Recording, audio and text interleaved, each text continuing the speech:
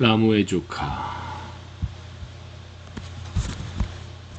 예술가는 범죄자와 미치광이의 형제다. 토마스 만의 파우스 박사에 나오는 이 말에서 일말의 진실을 느끼지 못할 문학 독자는 아마 드물 것이다.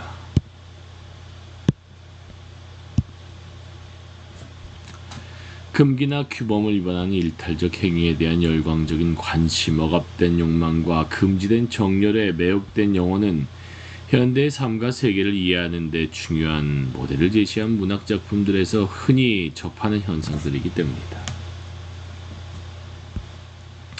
현대 문학의 가장 현대적인 성과는 광기와 통하는 영감. 폐륜과 버타는 창의에서 나왔다고 해도 그리 지나친 말이 아니다. 기성문화에 대해서 근본적으로 적대적인 이러한 문학적 현대성은 이제 한국 문학 독자들에게도 전혀 낯설지 않다. 20세기 마지막 10년간 한국 소설이 드러낸 종잡기 어려울 정도로 다양해 보이는 지형 속에서 기성문화에 대한 도저한 저기의 표현들이 돌출되어 있기에 그러하다. 예를 들어 90년대 소설에 덜어는 초롱한 듯한 표정으로, 덜어는 울분 맺힌 기색으로 그 얼굴을 내민 수많은 일탈자, 패덕자, 범죄자를 생각해보라. 일탈자, 패덕자, 범죄자.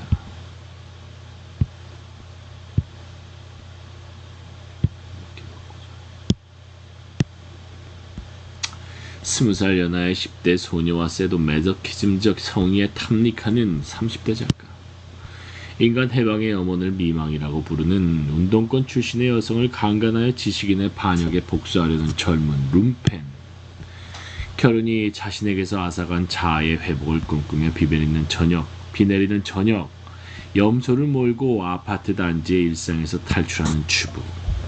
모든 정열과 사랑의 이면에 감추어진 무상함과 고통스럽게 조우한 끝에 낯선 남자에게 몸을 내맡겨 뱃속의 아이를 유산시키고 마는 여점원.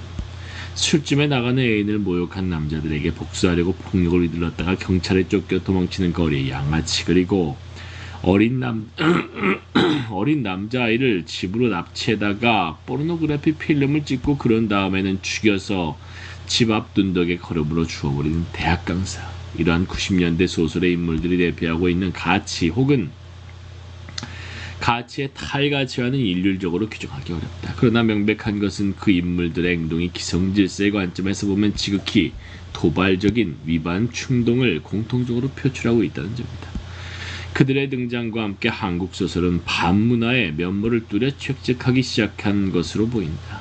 지난 10년 사이 성행한 패덕과 불륜의 소설은 한국 소설의 어떤 선구적 작품을 상기시키기보다는 언어와 국가의 경계를 넘어서 문학의 현대적 관행을 연상시킨다.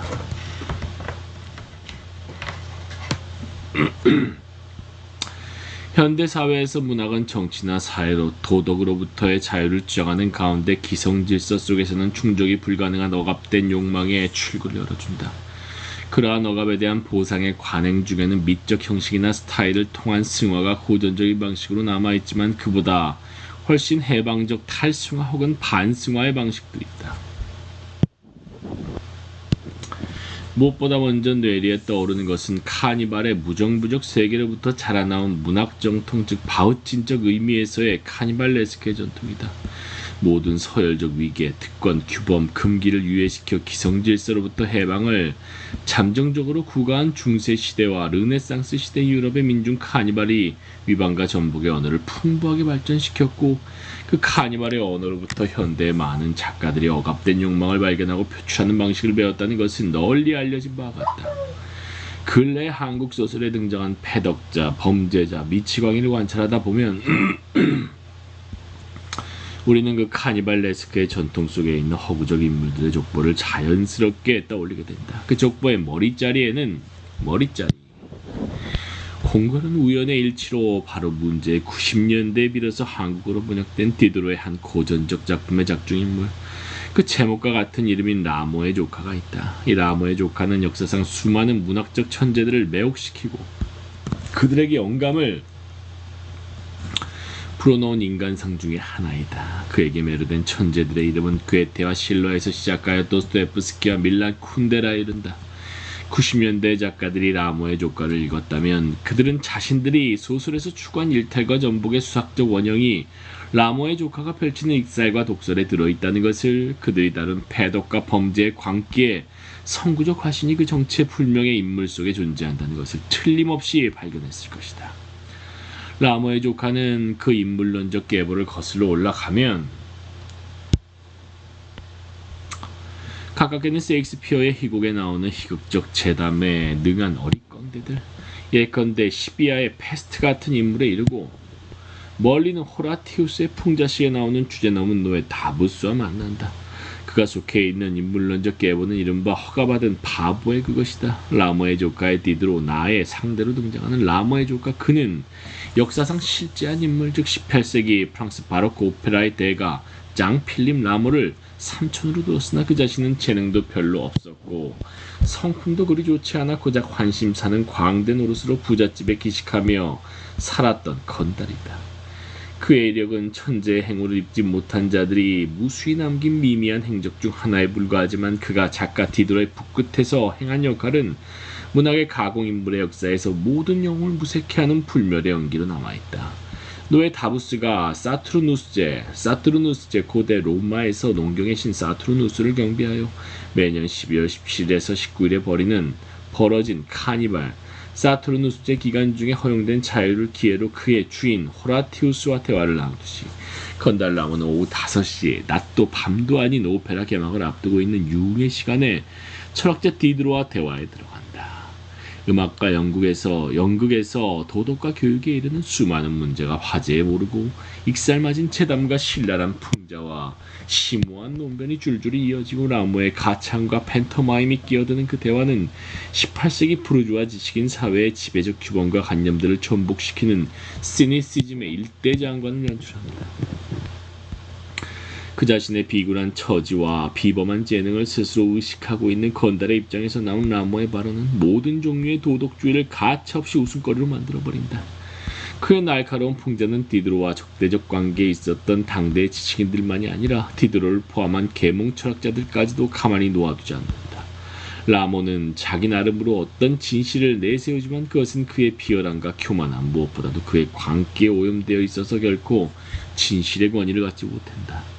라모의 조카의 대화는 소크라테스의 대화처럼 독특하고 궁극적으로 보편적인 진실의 계시로 나아가긴커녕 현자와 바보, 진실과 허위, 선행과 악행의 구별이 불가능한 혼돈의 소용돌이를 불러놓고는 끝난다.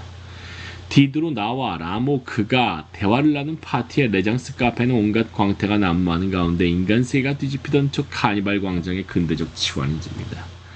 라모의 조카와 같은 카니발적 대화 장르는 타락자나 방해인처럼 지배문화에서 유리된 사람들은 그 지배문화에 소속된 사람들이 다가가지 못할 진실들에 특별히 접근할 능력을 갖고 있다는 것을 기본적으로 가정한다. 기식객이자 뚜쟁이이고 어릿광대이자 미치광이 나무가 그 경이로운 시니시즘의 퍼포먼스를 통해 보여주는 것은 바로 그 타락한 비루한 신혼에서 연유하는 특권의 영웅적 시련이다.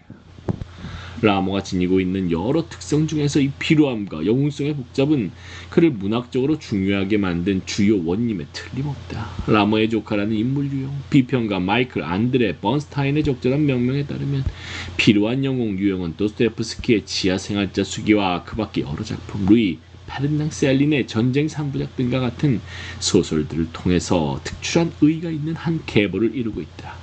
이 비루한 영웅은 인간 심리의 보다 넓은 관점에서 보면 줄리아 크리스테바가 공포에 임해서 일어난 비루한 것, 내다버리다, 폐기하다를 뜻하는 그 라틴어 어원을 감안하여 직역하면 폐기된 것과 중첩된다.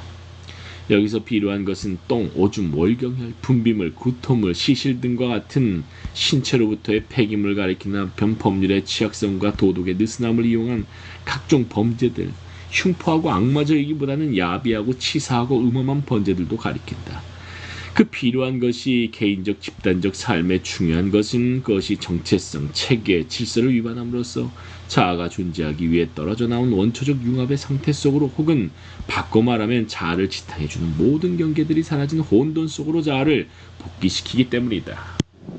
모든 경계들이 사라진 혼돈 속으로 자아를 복귀시킨다. 사람 자신을 비루하게 만드는 이런저런 타락과 태폐와 위반의 행위, 비루하게 만들기 혹은 폐기의 극점은 따라서 죽음이다. 시체, 신이 없는 상태에서 과학의 외부에서 보이는 시체는 최고도의 폐기이다. 그것은 삶에 전염되는 죽음이다. 필요한 영웅의 심리나 필요하게 만들기는 카니발레스크의 전통에서 자라나온 위반과 전복의 문학에서 불가결한 기능을 한다. 그것은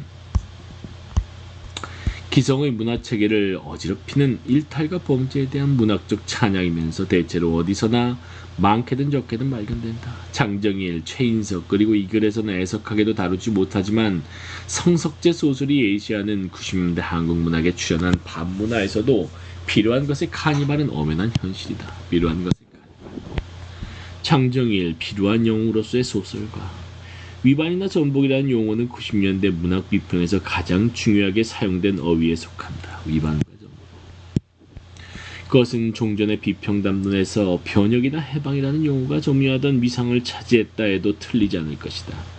이러한 비평 용어의 전이는 자본주의의 세계재패, 포스트 모더니즘의 쇄도, 대중 소비 문화의 확산, 전자정보 매체의 우세 등과 같은 시대 변화가 비평 담론에 가한 변신의 압력에 대한 반응이면서 또한 시대 변화에 걸맞은 새로움을 표방한 젊은 세대 작가들의 작업을 의미 있게 만들려는 시도의 결과였다. 위반과 전복의 개념에 실제적 적합성을 보증해준 90년대 작가 중에서 가장 중요한 사람은 말할 것도 없이 장정일이다. 체계와 질서를 교란하는 글쓰기 실험에서 장정일만큼 거침없이 발랄하고 황당하게 도발적인, 한마디로 그토록 천진한 낙마성을 드러낸 작가는 달리 없다. 그의 소설은 우선 인간에 대한 모든 종류의 도덕주의적 관념에서 자유롭다. 그는 성과학, 고급과 저급, 정상과 이상의 구별이 무의미한 정황 속으로 작중 인물을 끌어가고 그러한 구별의 원칙을 오히려 어리석거나 수상쩍게 만드는 이야기를 펼치 원한다.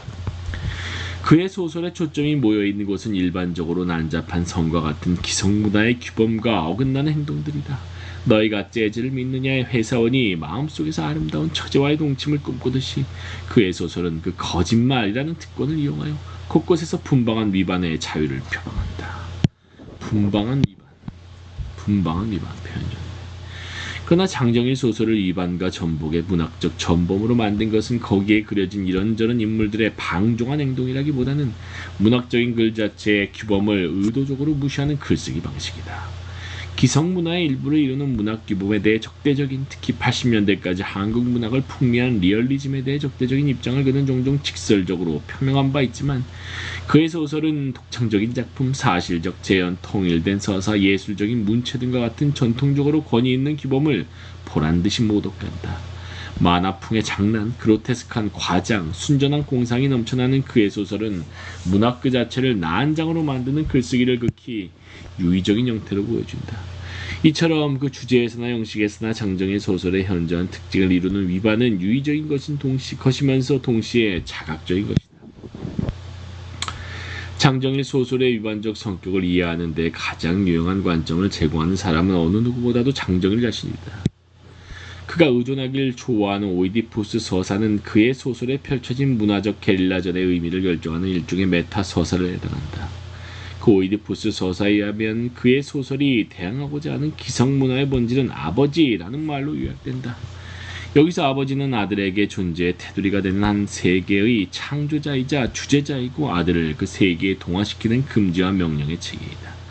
이러한 권력의 화신으로서의 아버지에 대하여 소설가 장정일이 발표한 가장 널리 알려진 항정선언문은 물론 아담이 눈뜰 때이다. 자신이 가짜 낙원에 처해 있음을 알게 되는 아담의 각성을 둘러싼 그 이야기는 아버지가 만든 세계가 원천적으로 타락한 질서라는 인식과 자신의 자유를 확인하고 표출하려는 아들의 결의를 전달한다. 장정일 소설에서 아들의 자유는 그러나 현재 아버지를 대신할 아버지가 되려는 노력, 다시 말해 기성 권력을 대체할 권력의 탐색으로 나아가지 않는다. 기성의 타락한 질서를 교정할 새로운 질서를 향한 의지는 장정일 소설 어디에도 보이지 않는다. 아담이 눈뜰 때 이후 그의 소설이 제시한 것은 어떤 근본적으로 새로운 세계가 생성 중인 상태가 아니라 타락이 극한에 이르러 세계 전체가 카니발화된 상태이다. 장정일 소설 속의 아들들만큼 그들의 영웅성은 낭만적인, 이를테면 바이런적인 풍모를 처음부터 갖지 못한다. 여기서 주목할 것은 그들이 경험하는 인생 유전 속에는 그들 자신을 비루하게 만드는 계기가 빈출한다는 사실이다. 빈출한다. 너에게 나를 보낸다를 보면 표절 시비에 올라있는 소설가 나는 바지 입은 여자의 가방 모찌로 변하는 과정 중에 스스로를 도색소설 작가로 만드는 타락을 거치고, 보트하우스의 에라는 대학 졸업의 꿈을 버리고 결국 전당포 주인의 노예가 되는 과정에서 파키스탄인 노동자들에게 처녀인 자신의 몸을 던진다. 도덕적으로 구축된 자아를 자신으로부터 내버린 이러한 종류의 행동이 그들의 영웅성을 특수하게 한정시킨다는 것은 말할 것도 없다.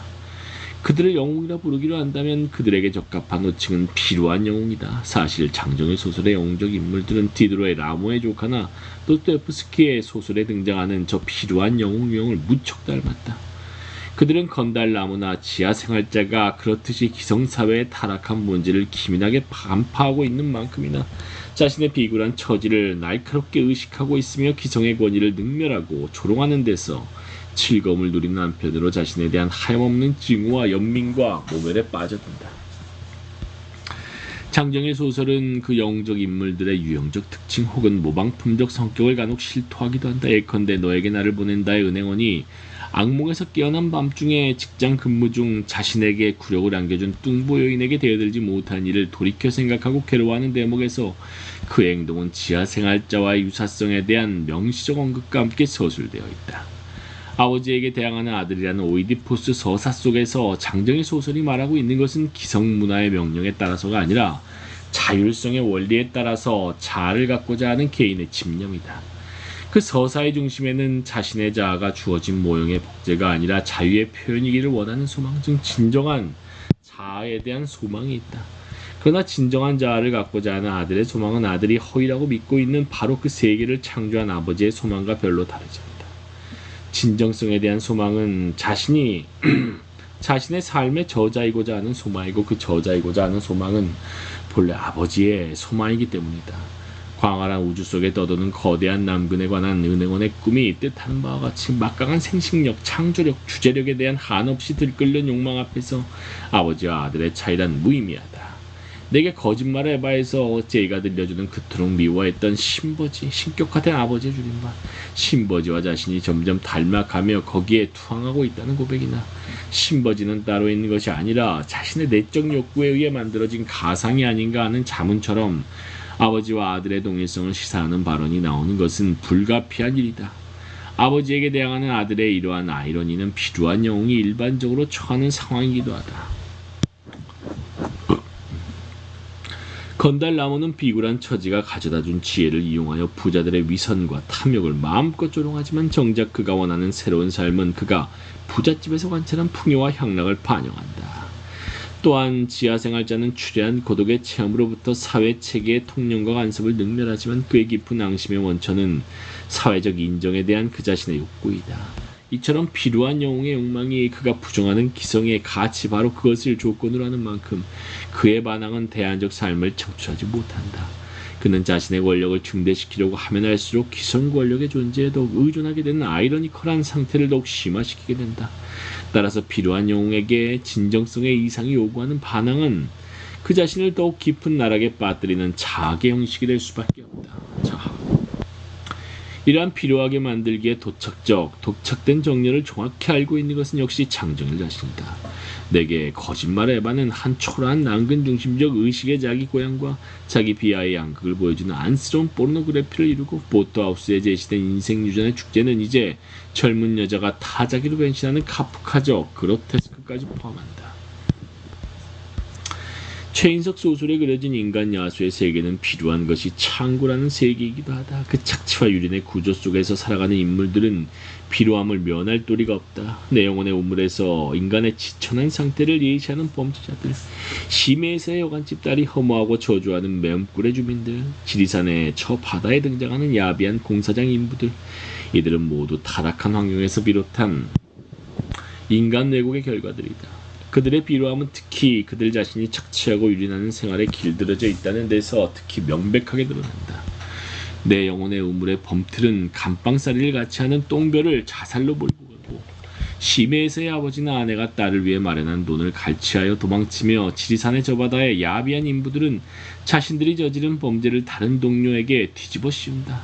그러나 이러한 먹이사슬의 논리에 충실한 패덕한 행동은 최인석이 보여준 필요한 인간의 반면에 지나지 않는다. 그 다른 반면에는 비루한 자신으로부터 벗어나고 싶어하는 간절한 염원이 있다. 비루함의 극한적인 체험으로부터 태어나는 그러한 염원은 노래에 관하여 같은 작품에 뜨겁게 표현되어 있다. 삼천교육대에 끌려온 민간인들이 군인들의 폭행과 악대에 시달려 수용 생활 중에 한자리에 모여 돌아가며 부르는 그 일련의 노래는 자신들이 벌레가 아니라는 부정의 항변이자 벌레의 세계와는 다른 세계를 꿈꾸는 동경의 표현이다. 그 다른 세계에 대한 동경은 타락한 인간 세계에 대한 저주만큼이나 빈번하게 최인석 소설에서 나타난다. 예컨대 내 영혼의 우물의 영배는 아이들의 영혼의 빛깔이 반짝이는 반문화적 천진성의 세계를, 혼돈을 향하여 한 걸음의 아비는 음악이 열어주는 극락을, 나를 사랑한 페인의 정수는 바다 너머 어딘가에 있다는 산해경풍의 신화적 자연은, 지리산의 저 바다의 만덕은 할아버지가 들려준 구름바다 너머의 사람 없는 세상을 각각 꿈꾼다. 그들의 희구하는 다른 세계는 서로 이름도 다르고 이미지도 다르지만 근본적으로 통일하다. 그들의 비루한 삶으로부터의 해방을 가능하게 해줄 유토피아는 점에서 그러하다. 최인석 소설에서 유토피아는 부재하는 세계라는 그 원래의 의미에 충실하다. 그것은 현재의 인간 세계에 내재한 어떤 가능성의 실현이 아니라 인간 세계와 완전히 단절된 별개의 공상적 세계이다. 그것에 대한 동경은 세계의 현실에 대한 희망의 표현이라기보다는 오히려 절망의 표현이다. 유토피아에 대한 염원은 언제나 비루한 자신에 대한 모멸과 악대를 동반한다. 그 염원이 간절한 정도에 비례해서 자기 모멸은 혹독함을 더해간다. 하지만 유토피아 의식은 개인에게 고통스러운 자기 분열을 가져온다고 할지라도 그 개인을 인간 야수의 법칙에 순응하는 사람들과 구별되게 만든다.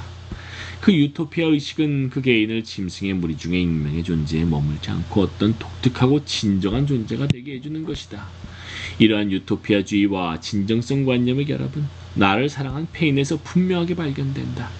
시인의 꿈을 버리고 타락한 사회의 일원으로 살아온 자신을 괴롭게 의식하고 있는 인물 동찬과 누추한 연명과 노역의 일상 속에서 유토피아에 대한 몽상에 빠져있는 인물 정순의 사랑을 이야기한 이 작품은 한 비루한 인간이 자기 내면의 진정성에 대한 요구에 눈뜨므로써 겪게 되는 광기 어린 자기 부정의 과정을 보여준다. 정순과의 일탈적인 사랑과 함께 동찬이 경험하는 그 자기 부정의 핵심은 동찬이 타락한 사회의 일원으로서 획득한 자아를 폐기하는 것, 자신을 페인으로 만드는 것이다. 이러한 페인되기는 중요한 아이러니를 내포한다.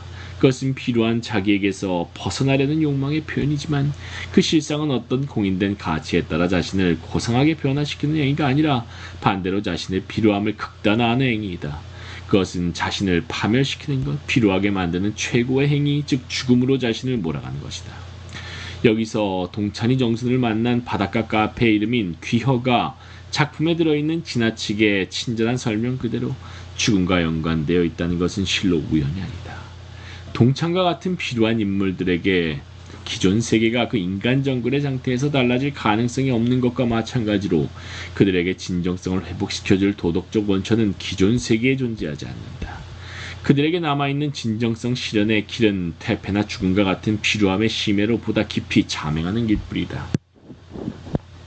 최인석 소설의 인물들은 자신이 속해 있는 타락한 세계를 독하게 증오하고 자신이 지옥, 짐승 혹은 벌레라는 의식을 갖고 있으며 그러한 의식으로부터 자신을 구제할 유토피아에 관한 공상에 탐닉한다. 이러한 세계에 대한 증오, 극단적인 자기 모멸, 해방에 대한 동경이 암시하는 것은 어떤 깊은 앙심이다.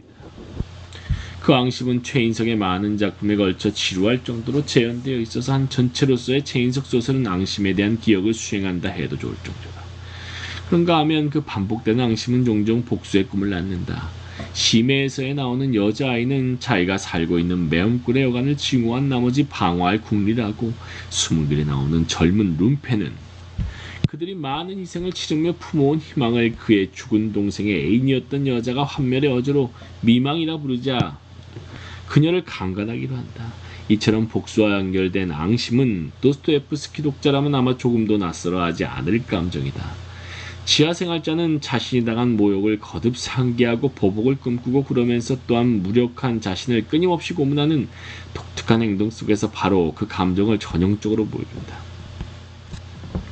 필요한 영웅에게 전형적인 이 감정에 대한 정확한 명칭은 니체가 말한 원한, 르상티망이다.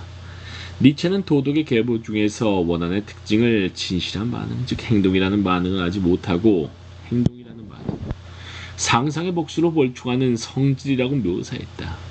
최인석 소설은 원한의 감정을 곳곳에서 끊임없이 표출하지만 인간 야수의 세계에 도전하는 행동을 제시하는 대신에 그 세계에 대한 총체적 부정의 독설이나 유토피아에 대한 공상을 되풀이한다.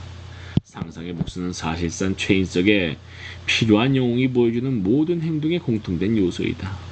원한의 이러한 특징, 그 허약함과 무능함은 최인석 소설을 둘러싼 논의의 중요한 사안이라고 생각된다. 원한에 사무친 최인석의 필요한 영웅 속에서 우리는 어쩌면 80년대 민중주의의 몰락이 왔던 신화적 후광도, 정치적 권력도 도덕적 위험도 갖지 못한 대다수 익명의 사람들 내면의 비참한 광경 하나를 발견할 수 있을지 모른다.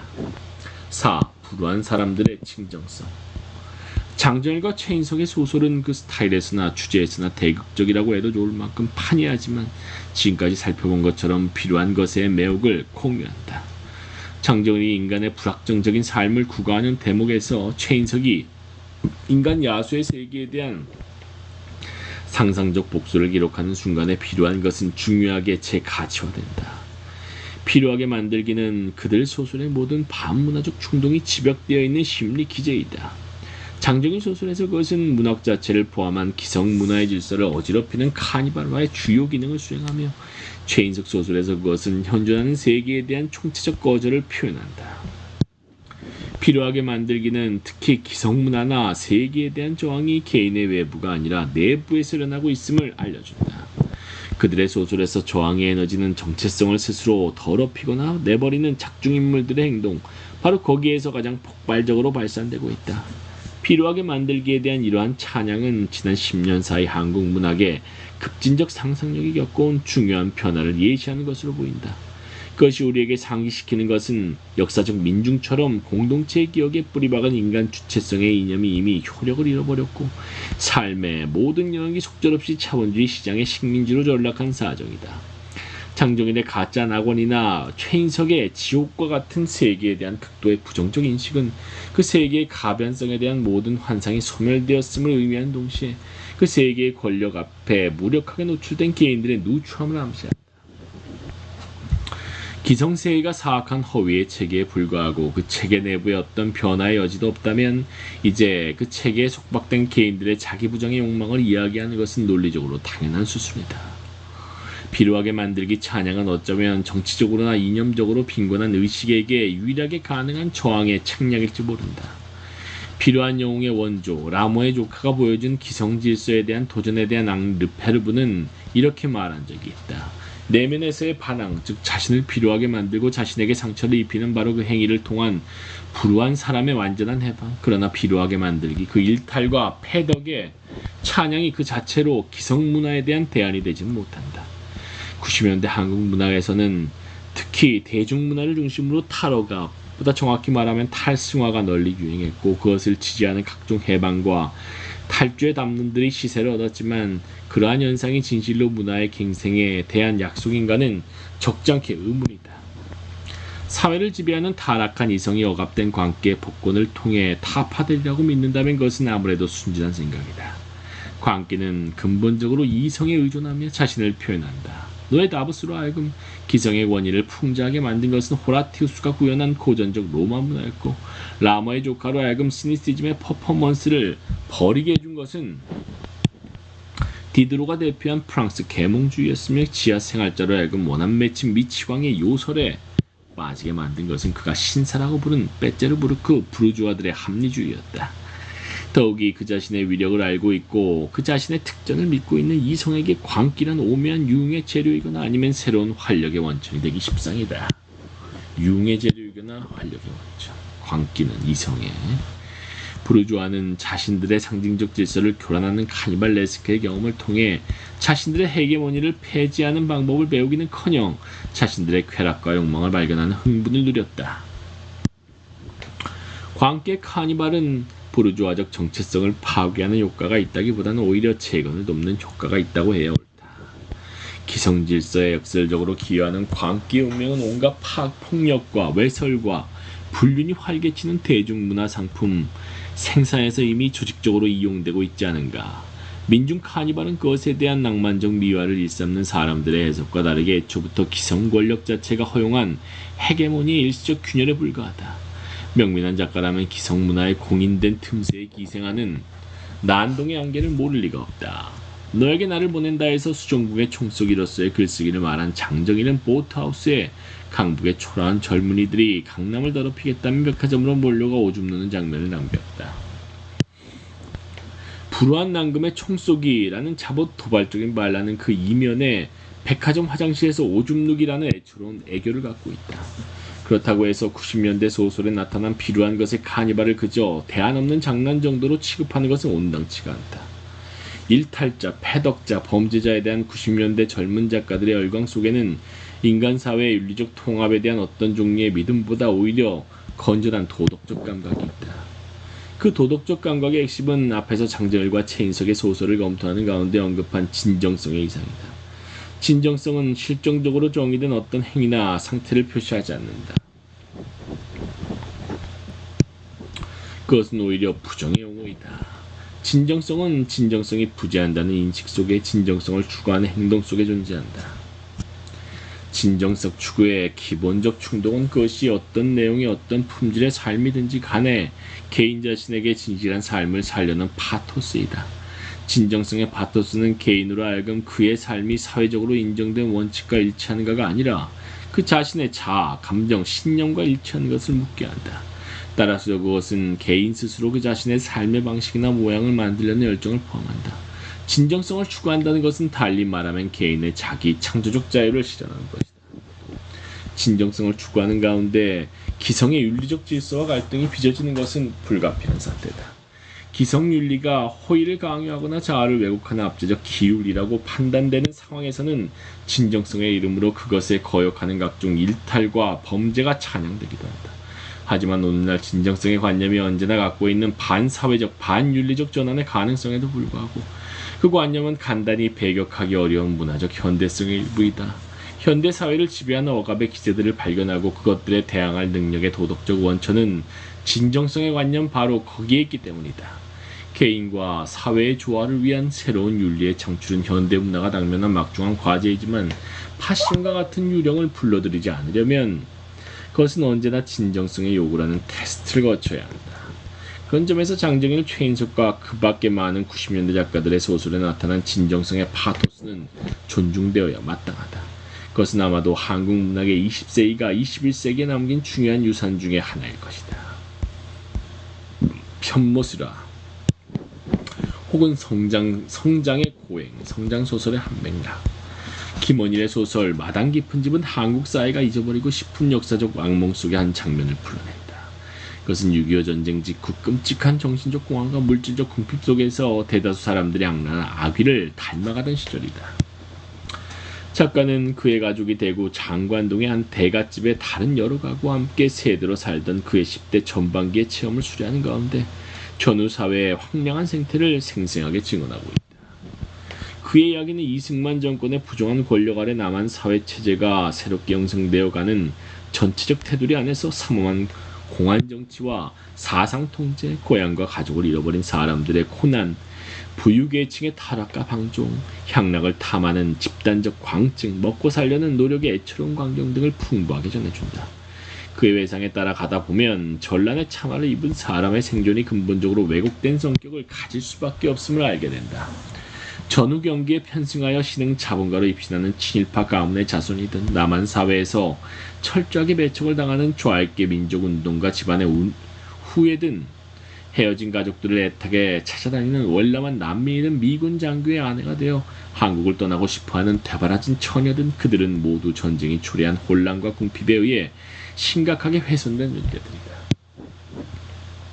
전후 사회를 지배하는 그러한 인간 존재의 왜곡과 손상은 작품에서 중요하게 다루어진 작중 화자의 어머니의 삶에서도 발견된다. 아버지가 전란 중에 실종됨으로써 기생들 상대의 삭바느질로 간신히 가족의 생계를 꾸려가는 어머니는 그 공공하고 굴욕적인 생활에서 비롯되는 정신적 황폐함의 흔적을 감추지 못한다. 작중 화자인 길람에게 호랑이로 비쳤던 그녀의 사납고 박정한 풍모는 전후의 더러운 세월이 그녀의 심성에 일으킨 왜곡의 징후에 해당하는 것이다. 화자는 자신에게 어목했던 어머니를 결국은 용서하는 방향으로 이야기를 펼쳐가고 있지만 어머니의 복종으로 인한 시련은 매우 뚜렷하게 그의 회상 속에 남아있다. 홀어머니 스라에서 집안의 장자로서 그가 겪어야 했던 내면의 고통은 그가 굶주린 뱃속의 기억만큼이나 선명하다. 여기서 마당 깊은 집이 우리의 관심을 끄는 것은 그것이 인간 개체의 성장에 관하여 특히 시사적인 일화를 담고 있기 때문이다. 편모스라에 있는 어린 장자의 자아현성에 얽힌 그 이야기는 6.25 전쟁 이후 한국 사회에서 개인의 성장이 어떤 일반적 조건 아래 있었던가를 살피는 추론에 유용한 예화가 되어준다. 편모수라 혹은 보다 넓게 말해 아버지의 부재라는 결손된 가족관계는 성장 체험을 다룬 일련의 현대 한국 소설들에서 반복해서 탐구된 결과 이제는 성장의 서사를 주동시키는 기본적인 결핍의 토포스와 같은 것이 되었다.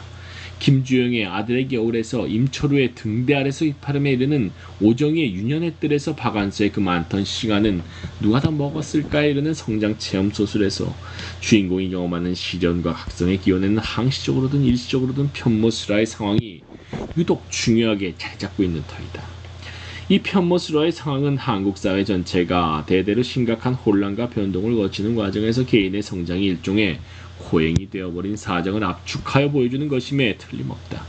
조금 구체적으로 말하면 그것은 개인에게서 안정된 가족적 사회적 관계를 앗아간 현실을 환기하면서 또한 거기에 내포된 부계의 단락을 통하여 역사적 지속성이 약화된 인간 성숙의 특수한 조건을 암시하는 것으로 생각된다. 우리가 편모스라의 상황에서 보게 되는 것은 결국 성장이 그 자체로 문제적이 되어버린 상황이다.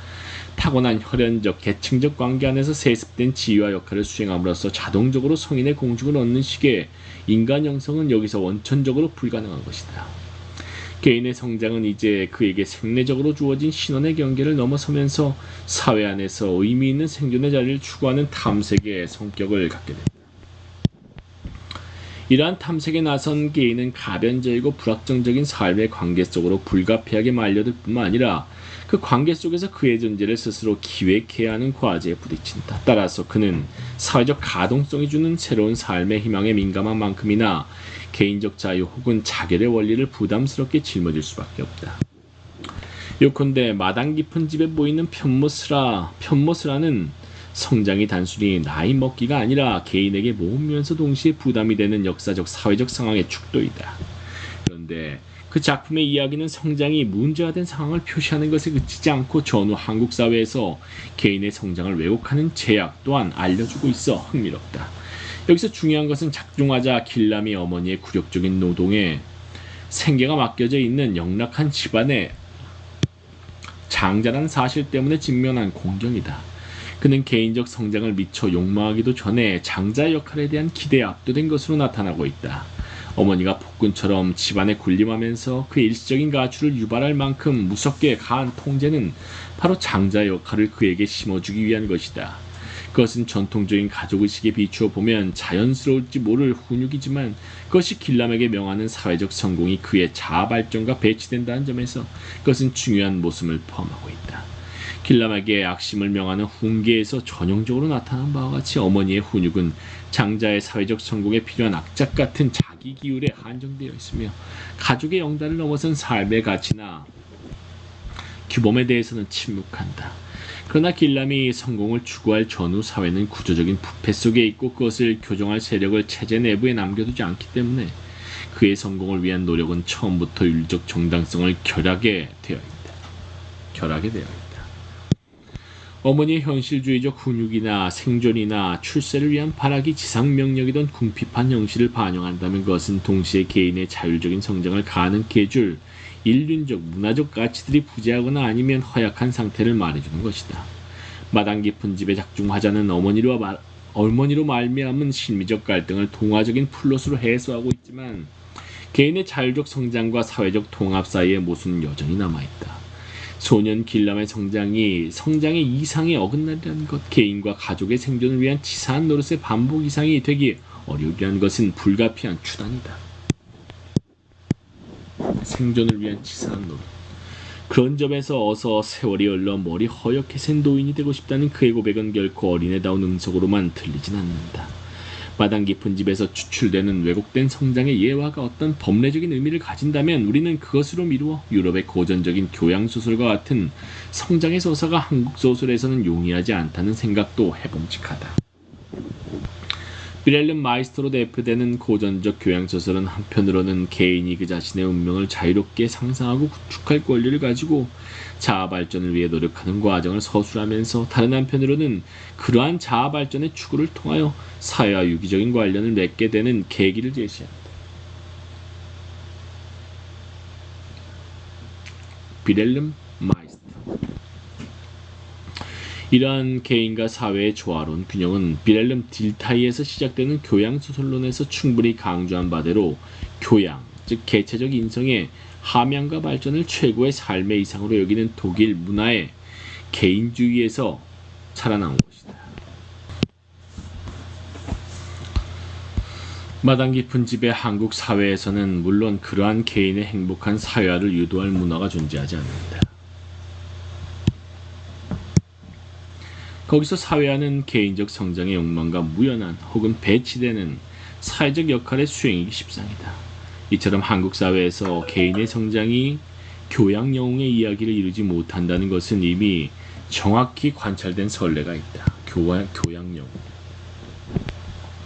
예컨대 김병익은 성장소설의 문화적 의미에서 개인적 자아와 집단적 문화 이념이 계리로서가 아니라 연속으로서 관계지어져 있음을 표현할 성장소설이 우리에게는 아직 가능성으로 남아있음을 지적한 바 있다. 그러나 김병익 스스로도 감안하고 있다시피 한국의 성장소설이 독일의 고전적 교양소설을 추수할 이유는 없는 것이다. 고전적 교양소설은 성장소설의 유일한 형식이 아닐 뿐더러 모범적인 형식도 아니다. 이탈리아의 막스주의 비평가 모랑코 모레티는 빌헬름 마이스터가 보여준 개인과 사회의 조화가 모더니티의 경험에 충실한 성장소설에서는 허위로 판명될 수밖에 없는 이념임을 밝혀주기도 했다. 따라서 우리는 한국 소설이 특수한 역사적 경험과 문화적 조건 속에서 개인의 자기 성장을 문제화하는 방식에 주목하고 그것의 맥락을 그것대로 존중하여 이해할 필요가 있다. 한국 작가들의 성장소설에 표출된 개인의 욕망과 각성, 사회와의 갈등과 통합의 이야기들에 주목함으로써 인간 성장을 왜곡하는 온갖 결핍과 제약에도 불구하고 개인의 자기 초월적 모험을 이야기하려는 정열이 한국 소설에 부단히 생성되고 있으며 그로부터 또한 한국 소설 전체의 중요한 현안들이 도출되고 있다는 것을 확인할 수 있을 것이다. 이러한 기대에 따라 여기서는 김주영의 고기잡이는 갈대를 꺾지 않는다. 송기현의 너에게 가마 나에게 오라. 장정일의 아담이 눈뜰 때를 대상으로 삼아 간략한 고찰을 시도하려 한다. 김주영의 고기잡이는 갈대를 꺾지 않는다. 는 김원일의 마당 깊은 집과 마찬가지로 작가가 그 자신의 10대 전반기 체험을 회상하는 형식으로 되어 있다. 소년기에 6.25 전쟁을 목격한 비슷한 연배의 작가여서 그렇지만 그들이 기록하고 있는 일화들 가운데에는 서로 흡사하거나 조응되는 것이 적지 않다. 그들 작품의 소년 작중화자가 반드시 동일한 가족이나 지역 환경에 속해 있지 않음에도 똑똑한 굶주림, 미국의 유혹적인 출현, 공안 형사의 좌익 수색 등과 같은 전후 사회의 특징적인 경험들은 공통적으로 화제가 되고 있다. 게다가 작중 화자들이 모두 어머니의 삭바느질로 연명하는 아버지 없는 집안의 장남인 것은 흥미로운 우연의 일치다. 마당 깊은 집의 아버지는 인민군의 서울 점령 기간 중에 부역으로 추측되는 미심쩍은 활동을 하다가 남한 정부의 서울 수복 이후 행방을 감춘 것으로 되어 있고 고기잡이의 아버지는 이유는 확실하지 않으나 어머니와의 불화 끝에 가족을 버린 것으로 되어 있다. 전자의 작품에서는 후자의 작품에서도 아버지의 부재라는 상황은 당연히 작중화자가 경험하는 모든 결핍의 중요한 원인으로 자리 잡고 있다. 아버지의 부재. 특히 후자에서는 아버지의 부재라는 것이 어떤 종류의 결핍인가, 아들의 성장에 어떤 결과를 갖는 결핍인가 하는 문제가 중요한 관심사를 구성하고 있다. 어머니에게 장자가 느끼는 심리적 갈등과 그 해소에 치중하고 있는 마당 깊은 집과 달리 고기잡이는 아버지의 부재, 바로 그것으로 야기된 두 형제의 정신적 방황에 주목하고 있으며 또한 그들의 방황을 인간 성숙의 도정에서 겪게 되는 시련과 각성의 틀 속에서 서술하고 있다.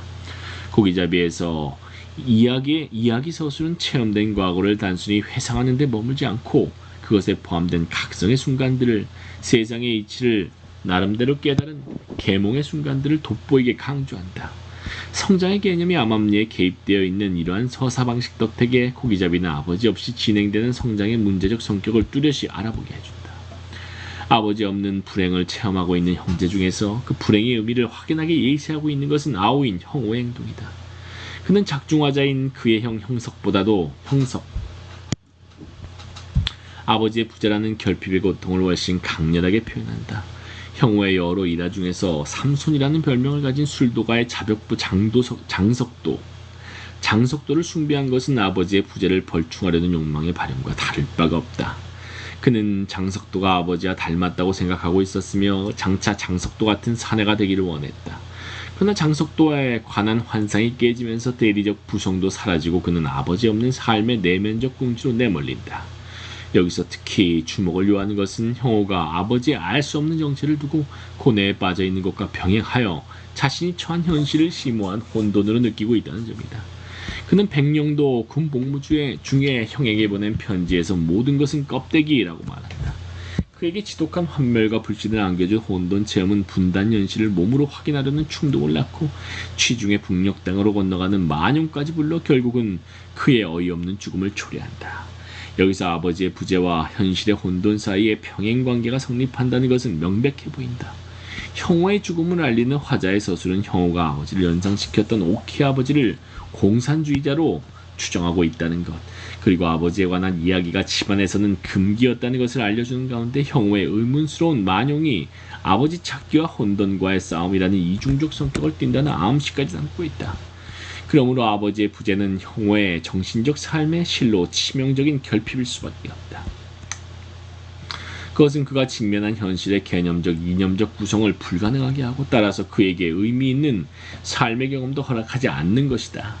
형오의 이야기에서 그가 처음 굶주림의 형태로 느꼈고 죽기 직전까지 그를 괴롭힌 헉이라는 것, 그것은 부성이 결여된 세계에 사는 한 면치 못할 의미의 부재라는 운명의 상징인지도 모른다. 형오는 그의 편지에서 그들 형제가 그토록 어른이 되고자 노력했던 이유가 생리적인 헉이었으며 그가 성인이 되어서 무료한 일상에서 탈출하려는 시도를 계속한 이유도 심정적인 헉이었다는 것을 고백하고 있다. 이 형오의 허기증은 그의 주어진 생존 조건을 언제나 불만이게 하면서 그것을 넘어서려는 충동을 끊임없이 유발하는 그의 내면의 어떤 것이다. 그의 존재를 자기 부정의 운동 속으로 몰아넣는다는 점에서 그것은 가동성으로 충만한 근대 사회에서 개인의 성장을 특징짓는 역동적인 활력의 다른 표현으로 읽어도 무방하다. 그러나 부성이 결여된 삶의 상황에서 허기란 개인의 진정한 자기 초월로 이어지기는커녕 도리어 그의 자아마저 위협하는 혼돈을 심화시킨다는 것이다. 혼돈을 심화시킨다는 것이 형오 이야기의 결론이다. 그의 개인적 성장의 적대적인 실존적 상황의 성격은 그에게 한때 어른의 모형이었던 장석도의 불운을 통해 우회적으로 드러난다. 장석도는 뚝시 모르는 마을에서 겨룰 자가 없는 장사이지만 심성은 순진하기 짝이 없는 인간이다. 그가 시계포주인 최씨의 꼬임에 넘어가 돌덩이를 들고 버티는 힘자랑을 하다가 그만 구경꾼들의 놀림감이 되고 이어 최씨의 강교한 샘수를 눈치채고도 인껏 버티며 눈물을 흘리는 장면 같은 데서 그의 미혹할 만큼 순진한 성격은 여실히 나타난다. 그러나 그의 순진성은 조만간 멸종될 수밖에 없는 덕목이다. 그가 살고 있는 사회는 투명한 진실에 대한 믿음으로 사람들의 관계가 유지되는 세계가 아닌 것이다. 괴력의 장사인 그가 술도가 파수꾼 노릇을 하고 있다는 사정이 혹은 정의를 지킨다는 영사가 진실의 날조를 강제하는 대목이 암시하듯이 외양과 현실이 일치하지 않고 거짓과 진실이 뒤섞여 있는 모순이 그가 살고 있는 사회의 특성이다. 그런 점에서 장석도가 강계에 속아 몰락한 영웅의 이름인 삼손으로 불리고 섬들이 노구손만한 돌덩이를 높이 쳐들고 석양빛 속에서 포효하던 삼손의 모습이 부각되는 것은 그럴 법한 일이다. 그가 표상하는 천연의 영웅시대는 이제 황혼에 접어든 것이다. 그가 최씨의 농간과 형사들의 신문에 시달린 이후 무기력한 몰골이 되어 마침내는 그의 고향을 떠나버렸을 때 마을 사람들은 일순간 허탈감에 빠지지만 그곳에는 그의 인간적 덕목을 살아있게 해줄 투명한 소통과 유대가 더 이상 가능하지 않은 것이다. 고기잡이에 제시되어 있는 아버지 부재의 상황에서 이처럼 진실과 거짓이 착종된 세계가 존재한다. 작중화자 형석은 그의 회상 속에서 혼돈에 빠져있는 세상의 각성을 중요하게 다루고 있을 뿐만 아니라 바로 그러한 각성이 그의 정신적 성숙의 걸음이 되었음을 이야기한다. 그의 성장과 아오의 성장에 결정적으로 다른 점이 있다면 그것은 그가 어른들의 세계가 지닌 모순과 혼돈의 성격을 일찍부터 깨닫고 그것에 적응할 정신적 태세를 갖추었다는 점이다. 그의 회고는 모순과 혼돈을 견뎌내기에 적합한 학습을 그가 나름대로 반복해서 거쳤음을 알려준다. 그에게 경이로운 경험으로 기억되고 있는 거울 속의 여행이나 마룻장, 마룻 밑에 미로 찾기 같은 것은 그러한 학습의 예가 된다. 이발소의 거울에 잡힌 사물들의 영상을 관찰하는데 재미를 붙인 장난을 통해 그가 체득한 것은 현실의 표상이 언제나 현실 자체와 일치하지는 않는다는 것이다. 시각이나 관념으로 알고 있는 현실이 실제의 현실이 아닐지 모른다는 회의는 따라서 피전적이다. 그리고 교실 마루 밑에 미로를 헤매는 동안 그는 시각의 위치에 따라 대상의 현실이 규정된다는 것, 어느 시각도 대상의 실체를 보증하지 못한다는 것을 깨닫게 된다. 그러니까 형석의 학습이란 자명한 듯이 경험되는 현실이 실은 허상이기 십상이라는 인식의 획득으로 요약되는 셈이다. 이러한 인식의 연장으로 그는 또한 어른들의 행동이 내포하는 양면적이고 모순된 성격에 대해서도 예민한 감각을 터득한다. 그것이 비굴한 처신과 광포한 행패 같은 상반된 행동이 모두 가능한 사람의 이중성이든 사람의 채통을 높여주는 유식이 신세를 망치는 원인이 되기도 하는 세상의 아이러니든 사람들 사이에서 신뢰를 앗아가는 농간과 계략이든 그는 어른들의 사회가 기만적인 혼돈 속에 있음을 예시해주는 사태들을 주의 깊게 관찰한다. 그래서 나중에 형오를 덮쳐 그의 목숨까지 앗아간 세상의 혼돈이 형석에게는 그렇게 곤혹스러운 것이 아니게 된다. 고기잡이의 화자는 세상의 혼돈에 적응하는 학습을 어른이 되기를 위한 시련 극복의 과정처럼 서술하고 있다. 그러나 혼돈의 실상에 대한 체험적 각성이 그의 개인적 성장과 반드시 같은 것이라고 말하기는 어렵다. 그의 회상에는 혼돈의 각성이 그의 내면적 자아를 함양시키고 사회와 성숙한 관계를 맺도록 인도했다는 충분한 암시가 없다. 그의 이야기 자체가 그의 자아 성장을 납득시켜줄 성격 발전의 플롯을 가지고 있지 못한 것이다. 이런 맥락에서 주목할 필요가 있는 것이 이발소의 장신욕 수채화에 얽힌 일화이다. 달빛 아래 골짜기를 걷는 젊은 연인의 모습을 담은 그 수채화는 형석에게 은밀한 어른들의 세계를 엿보았다는 느낌을 주면서 그의 상상을 촉발시켜 이발소 주인인 젊은 남자와 그가 다니는 학교의 여학생을 그림 속의 연인으로 여기게 한다. 이러한 공상은 여인이 이발소 주인에게 비밀리에 쪽지를 전달해달라고 그에게 부탁함으로써 그리고 빨갱이로 판명된 이발소 주인이 종족을 감춘 것과 동시에 여선생 역시 사라짐으로써 그럴듯해진다. 그들이 떠난 이후 그는 어른들의 비밀을 소유하겠다는 욕심에서 이발소의 수차를 훔쳐오고 그로 인해 장석도와 어머니가 억울하게 형사들의 취조를 당하게 된다. 대략 이러한 이야기에서 수채화는 형석으로 하여금 자기가 어른들의 세계에 속하며 세상이 모르는 무엇인가를 안다는 자부의 계기를 마련한 것이 분명하다. 하지만 수채화가 이야기한 것은 화자의 말 맞다나 혼돈의 뼈저린 체험이지 어른들의 비밀에 대한 이해가 아니다. 이발소 주인과 여선생 사이의 진상은 그가 심부름으로 개입한 이후에도 여전히 그의 상상에 맡겨져 있다. 여기서 그가 방심한 나머지 여선생의 비밀 쪽지를 심부름 도중에 잃어버렸다는 것은 흥미로운 대목이다. 쪽지를 잃어버림으로써 그는 어른들의 비밀을 어쩌면 허상이나 미로의 경험을 넘어서 성숙한 인간의 내면을 알게 해주었을지도 모를 그 비밀을 결국 탐지하지 못한 것이 아닌가. 쪽지를 잃어버린 결과 어른다운 삶의 실체는 그에게 미지의 것으로 남는다. 수채화를 남몰래 가지려는 그의 욕망이 대리적 부성에 대한 형오의 집착보다 덜 허망하리라는 보장은 없다. 그는 형오가 아버지의 정체로 고민했듯이 어른됨의 의미를 묻는 방황을 거듭해야 했는지도 모른다. 고기잡이에 서술된 편모스라 형제의 이야기에서 우리는 아버지라는 존재가 인간 문화의 패밀리 로맨스에서 담당하는 역할을 상기하지 않을 수 없다. 아버지의 역할이란 아들을 자연의 상태로부터 끌어내어 인간 질서 속에 자리잡게 하는 것이다. 그는 아들로 하여금 금지와 허용의 규칙에 따라 욕망을 스스로 통제하는 법을 익히게 하며 그렇게 하는 가운데 일정한 질서로 이루어진 세계를 아들에게 제공한다. 아들에게 복속을 요구하는 아버지의 권위는 그가 대행하고 있는 인간 질서의 세계 그것으로부터 온다.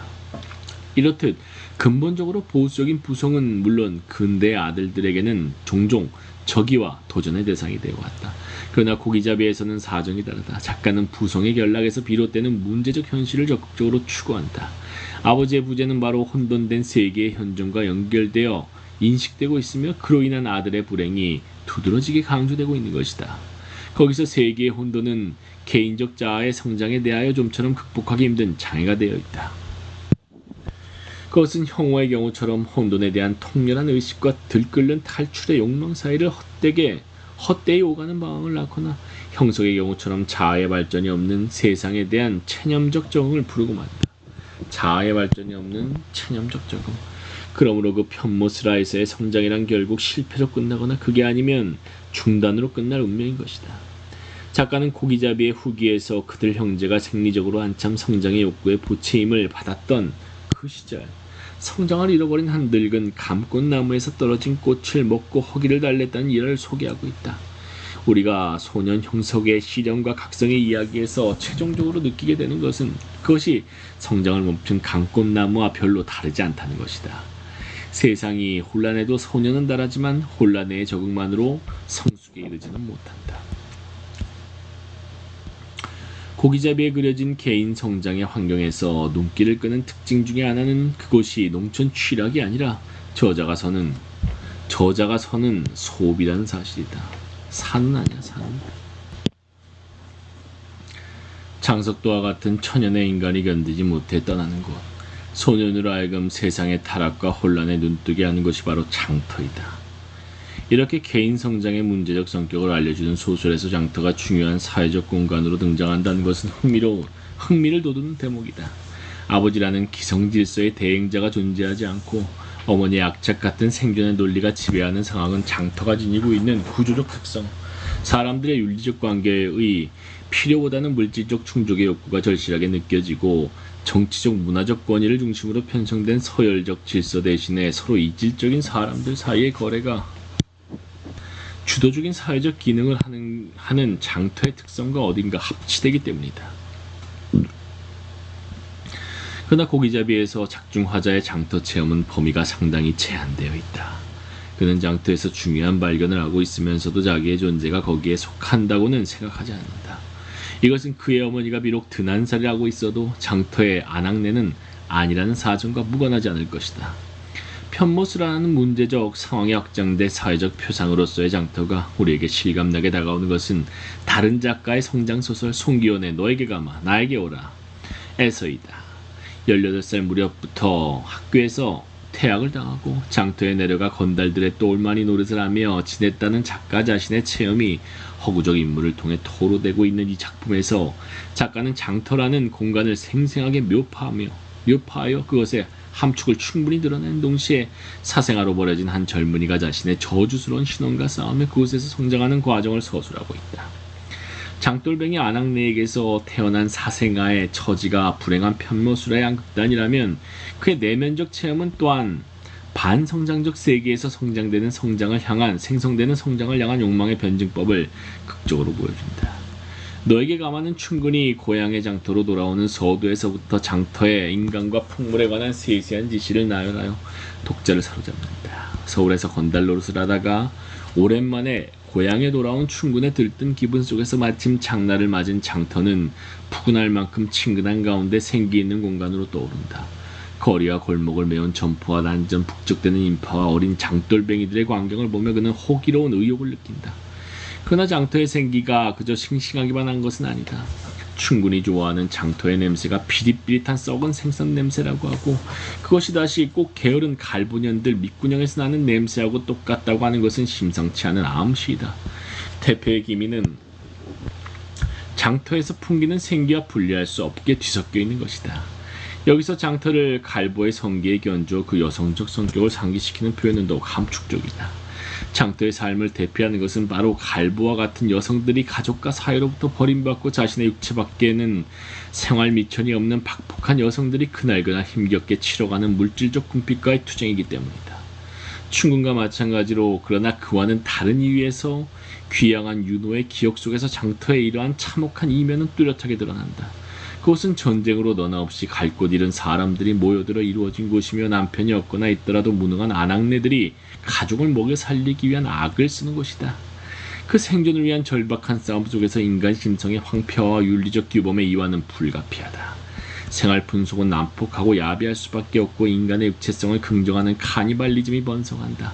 육체적 본능과 욕구의 솔직한 행동이야말로 그것을 여성적 공간이 되게 하는 특징일 것이다. 그러나 바로 그러한 이유에서 장터는 사회 내부에 자리잡은 가짜 퇴폐적인 개토 중의 하나이다. 공식적인 문화의 관점에서 보면 장돌뱅이의 야성만큼 비천하고 악마적인 것은 없다. 너에게 가마에 그려진 장터는 이렇게 아버지가 부재한 혹은 부성적 보호와 규율이 사라진 황폐한 사회의 한 극단적 형태를 이루고 있다. 거기서 자라는 젊은이들은 신혼의 비천함으로 인한 고통을 고질적으로 겪는다.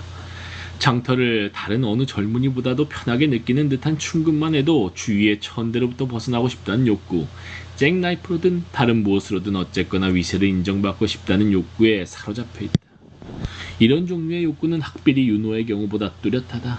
어머니의 헌신적인 뒷바라지 덕택에 도청 소대지에 고등학교로 진학하여 주위의 선망을 샀던 그는 장돌뱅이 사회에서 탈출하고자 실제로 노력한 인물이다. 정도의 차이가 있긴 하지만 그들은 모두 자아 발전의 욕망을 간절히 느끼고 있는 것이다. 그러나 그러한 욕망은 그들이 고향으로 돌아온 현재 좌절된 것으로 나타난다. 친구는 서울에서 건달 노릇하다가 징역을 사는 곤욕을 치렀고 윤호는 도시의 세계와 자신의 신혼 사이에 엄청난 격차를 느낀 나머지 학업을 포기한 것으로 되어 있다. 여기서 특히 문제적인 것은 윤호의 처지이다. 그는 번화한 도시 문화를 체험한 결과로 그의 자아가 얼마나 비천하고 추악한 세계에 뿌리박고 있는가를 경악스럽게 깨달았으며 또한 장돌배기 사회에서 탈출하려는 시도가 결국은 어머니까지도 스스로 칩으로 만드는 죄악임을 의식하게 된 것이다. 그러나 그렇다고 해서 고향 장터에 그의 소속이 있는 것은 아니다. 그가 장바닥 사생아의 낙인을 저주하고 있는 만큼 그의 장터 세계로부터의 소외는 필연적이다.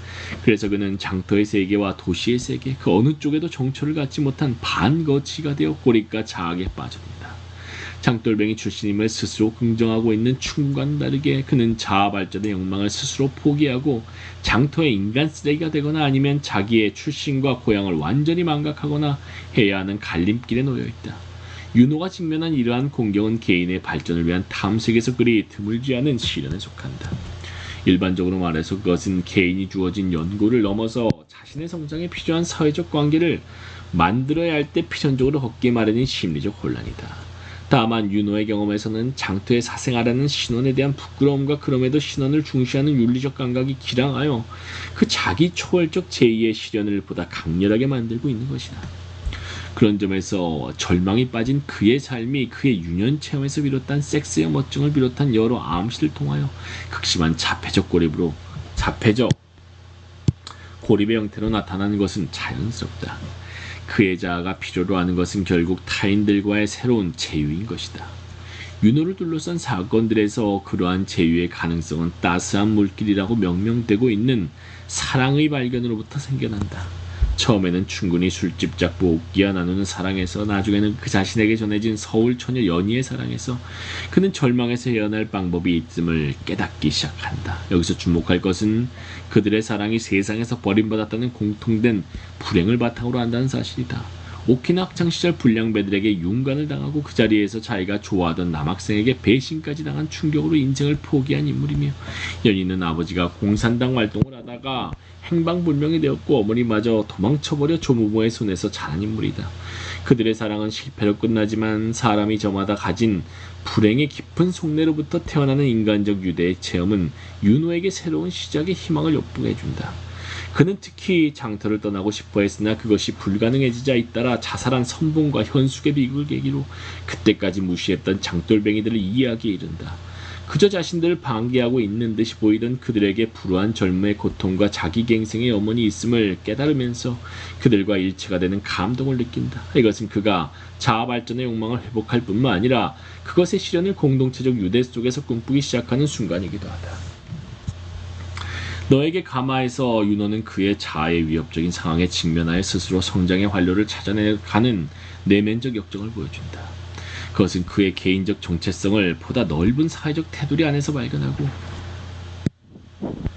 그의 존재의 사회적 재생을 기약하는 초월적 계기들을 포함한다는 점에서 그 자체로 자아 발전의 국면을 나타낸다. 우린 여기서 그의 내면적 도약이 장터 사회의 재발견을 수반한다는 점을 간과할 수가 없다. 윤호에게 처음에는 추악한 궁핍과 태폐의 세계로 비쳤던 장터 사회가 나중에는 따스한 인간적 유대의 고장으로 변형되는 것이다. 이것은 장터 사회의 삶에 내포된 여성성이 윤리적인 내용을 획득한 결과라고 해도 좋을 것이다. 윤호가 체험한 불행한 사람들끼리의 일체와는 어떤 인위적인 통합의 원리로부터 오는 것이 아니라 억눌린 삶에 대한 연민과 사랑으로부터 오는 것이다. 그것은 작중의 장돌뱅이들처럼 그 자신 책임이 없는 역사적 재난 때문에 비천한 신원을 타고났으며 그로 인해 외부 사회로부터도 배척을 당하고 있는 사람들에게 소통과 공생의 공간을 마련해준다. 이러한 장터 사회의 새롭게 발견된 덕성, 한마디로 민중적 영대의 덕성은 윤호 개인의 성장에도 중요한 의미를 갖는다. 그가 애초에 시도한 자기 부정에 결여되어 있었던 윤리적 정당성이 바로 그것을 내면함으로써 생겨나기 때문이다. 그러나 장터라는 한정된 공간에서 펼쳐지는 내면적 체험의 이야기만으로는 그의 개인 성장의 가능성을 충분히 신뢰하기 어렵다. 여성적, 민중적 사랑의 회복은 분명히 개인의 성장에 유익하지만 그것이 장터 너머의 사회에서도 조화로운 발전의 공간을 열어주려는 포장은 없다. 현대사회가 개인의 성장에 중대한 문제를 이야기한다면 그것은 처지가 같은 사람끼리의 사랑이 부족해서라기보다는 동질적인 인간관계 속에 머무는 것이 불가능하기 때문이다. 처지가 같은 사람들끼리의 사랑이 부족한 게 아니라 동질적인 인간관계 속에 머무는 것이 불가능하다. 장터 너머의 이질적인 사회로 나아가 민중적 연대성을 추구하려 노력하면서 윤호는 비로소 진정한 성장의 시련을 겪게 되는 것이 아닐까. 이런 이유에서 너에게 가마의 성장의 서사는 미완이다.